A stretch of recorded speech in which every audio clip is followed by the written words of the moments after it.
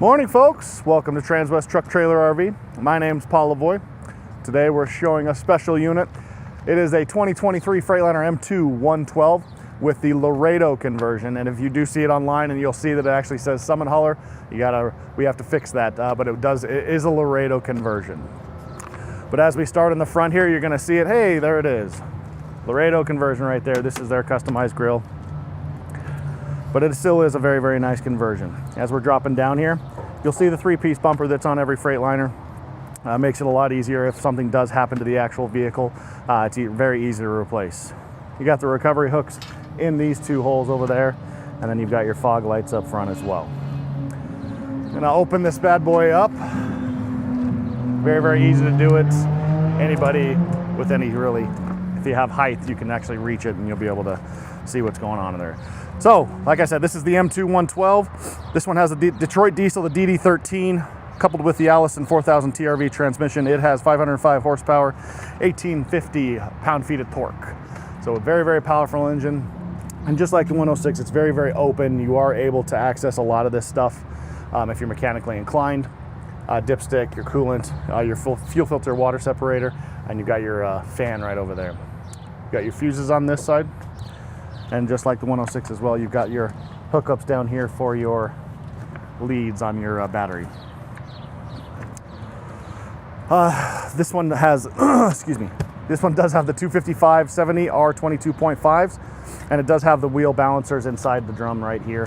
Helps it so it's a lot safer for you to actually drive. Helps the wear on the tires. Nice little feature. Up here, you've got your breakaway mirrors. If you do hit anything or anybody hits you, they will break away. That's the whole purpose of it. If they do get knocked out, you just need to pull it right back. Pretty easy to do. Down below here, you do have your engine block heater. Right there is where you fill up for your DEF tank. And then you've got your side steps right here. They're all diamond plated. Pretty good grip when it does get slick. Here's the access to your fuel. So you've got two fuel tanks. This side is 110 gallons on this side. The other side is 70 gallons for a total of 180 gallons. So get you on your way so you can drive for a very, very long time. As we hop in the back here, you'll see the Laredo conversion of the nice leather diamond call it diamond stitching. But this one does act just like the sofa. So if you do get tired, you want to pull over, by all means, drop this down. Just make sure you have a blanketed pillow, and you're all set. Pretty easy to do. It's just the button right over here you see me pushing. We'll walk down the back of it. As you can see, it looks like there's two storage bins. This first one's kind of a dummy one because it is where your batteries are. You got your two batteries in there. Very easy to access, but not for storage. Second one, and by the way, it is lockable along with all of these other ones as well. Here's your actual storage. So you see you've got your air hose in there, you've got your airline hookup right back here.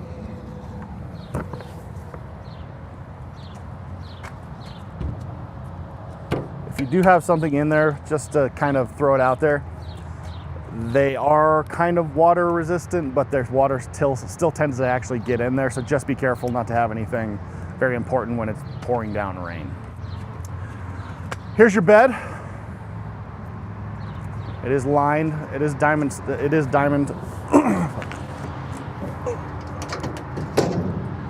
There's where your actual gooseneck is, but you have the capability of actually putting fifth wheel if you would like.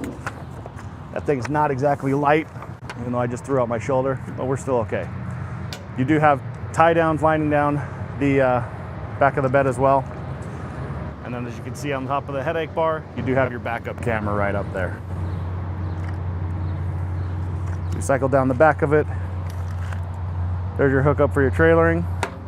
And then your receiver if you wanted to do a bumper pull right there. As we're walking around over here, your indicator lights. You also have indicator lights going on the entirety of the truck. They're everywhere on here. But look at how you can see this one's not like the other one. Much bigger storage unit there. So you can get anything you want to store in there, chains, flares. anything like that. Here is the access to the other tank right here, and it actually does let you know which side is which.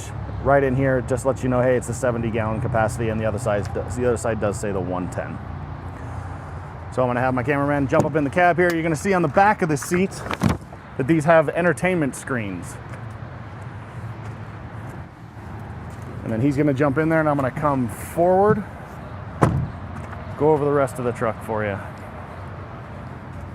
And as you're looking at that, you're gonna see me dropping down the hood right here. Very easy to do. You just push up. Really, anybody can do it.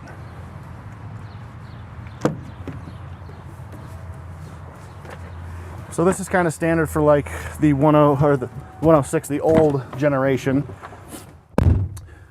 You've got the center console kind of popped out here, a little bit easier access for the driver. Then of course you have all your controls right here. I'm gonna start it up because it is getting a little warm in here and I don't wanna melt my cameraman. Very easy to do with the keyholes down there. Make sure it cycles through everything first, give it about 5 seconds, then go ahead and kick it on. We don't wanna throw any codes like a check engine light or anything like that.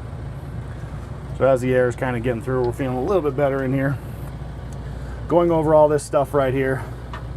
This is all for your cruise control right here, your regen button, and then your engine brake. You can't really see it because it's probably right behind this screen, but your engine brake is right there. You have 2 option buttons to where you can add exterior lights or any really thing that is caused for electronics right here. This bottom one down here is actually set up for the interior lighting. I'll show that to you in just a second. You got your windows right here, all 4 of them. Your heated mirrors right here, fog lamps up front, and then your traction control right here. Right here is your locking differential, and then this is what I was talking about. I'll turn that on in just a second. The shutdown override. If you do get a check engine light and the engine starts to bog you down, make sure you hold that down, make it so that you can get somewhere safe and pull over to the side of the road. You can actually adjust the suspension right here by going up and or down, even though that's kind of backwards. Sounds weird, but I'm sure there's for a reason for it. Locking and unlocking right here. Then your power 12-volt outlets right here. Very important. There's your air brakes. And then here's your infotainment screen right here. It does have the capability for Apple and Android CarPlay. You do have to be plugged in. And when you are plugged in right down here. Both USBs. And then you've got your control for your climate control right here. The rear air control is in a different location, is right here. So I'm going to turn this on so I'm helping my camera guy out. He's probably getting pretty warm back there right now. Down below here is your trailer braking. And as you kind of see right here, this is all the gauges for what's going on with the actual vehicle.